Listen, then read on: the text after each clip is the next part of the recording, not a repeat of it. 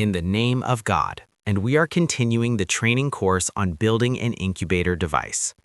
In this session, I want to show you how to connect the SHT20 sensor, which we previously connected in a diagram and wrote the code for, to the Arduino, and how to read temperature and humidity in Proteus virtually.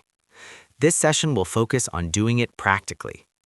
The SHT20 sensor is very small, roughly the size of a fingernail, maybe slightly bigger or smaller, but it's a tiny sensor. We will connect it to the Arduino and run the same code we used before to display temperature and humidity on the LCD.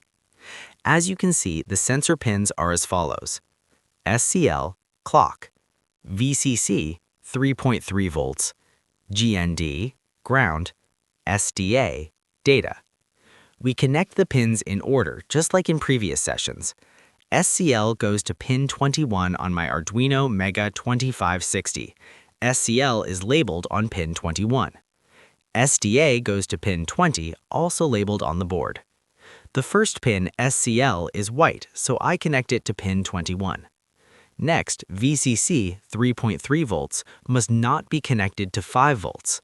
I take a male-to-male wire and connect the 3.3 volt pin of the Arduino to the VCC pin of the sensor. Now the entire upper row of my breadboard becomes 3.3 volts. For ground, I can use a shared ground. The same lower row can serve for both 5 volts and 3.3 volt sensors.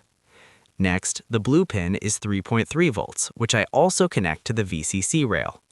The following pin is GND, which I connect to the shared ground.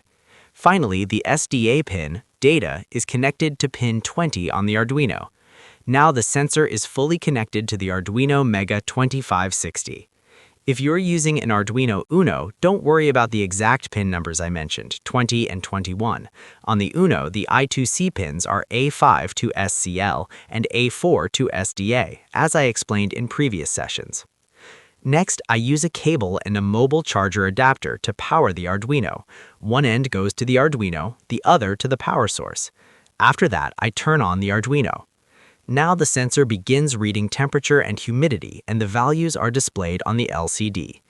Temperature, 24.16 degrees Celsius. Humidity, 52.69%.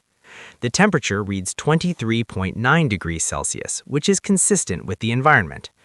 This shows that we successfully connected the SHT20 sensor to the Arduino, read temperature and humidity, and displayed them on the LCD.